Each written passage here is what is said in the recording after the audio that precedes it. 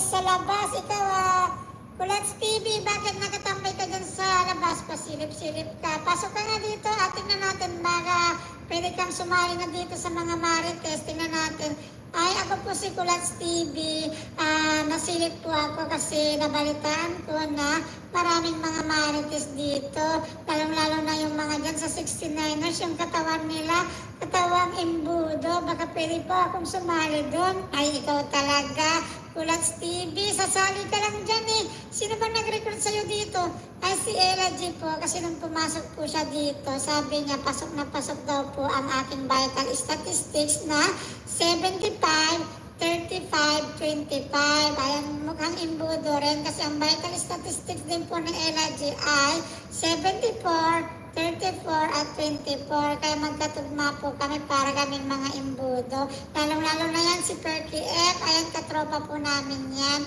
Dahil marites po yan, nagkikwentuhan kami sa labas tuwing umaga habang nagwawalis. Pero dahil magkakapareho po kami ng vital statistics, baka pwede pong sa 69ers na lang po ako. Sa marites na mahilig sa 69. Ay, ikaw talaga, Iha. Ang dami mo ng daldal, ang dami mong sinabi. Ang dami mong reklamo rin sa buhay. Sige, tumuli ka na lang dyan at umupo ka. Huwag kang tatabi dyan sa kay Perky F dahil masisira yung buhay mo. Lalo na dyan kay Riders Roma Italy, huwag kang tatabi dyan. Doon ka na lang sa likod, tabihan mo yan si Marjo Mix TV. Ayan, totala, parang mabait naman siya.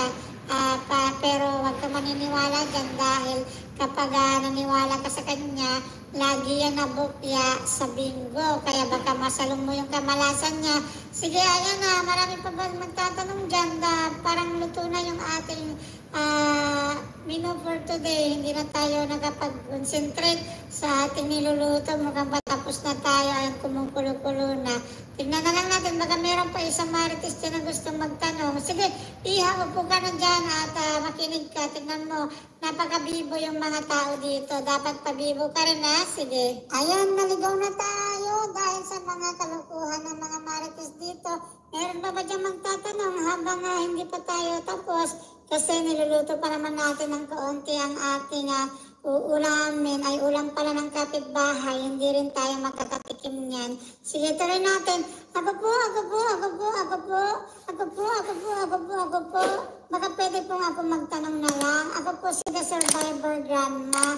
Total, patapos na po tayo at nagpiplating na po ang ating kapitbahay.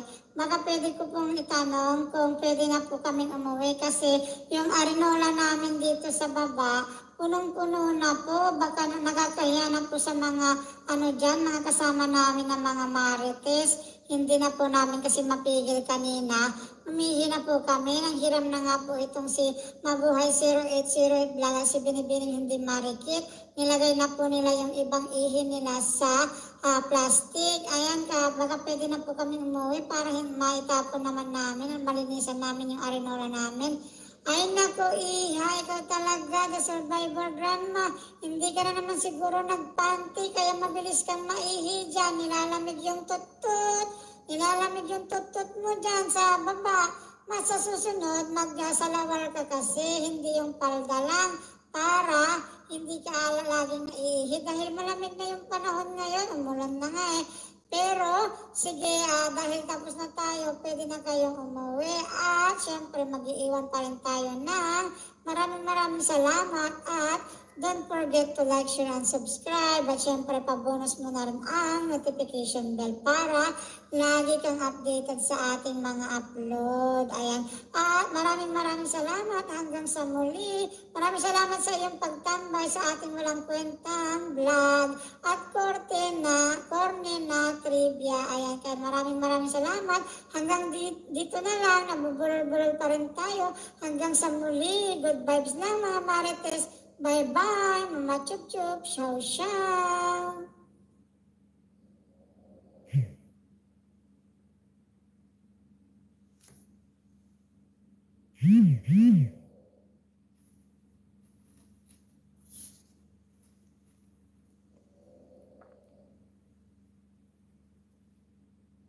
Mag-e-end na rin ako, Sis Lori. Salamat. Salamat sa mga tumambay. Thank you. Salamat.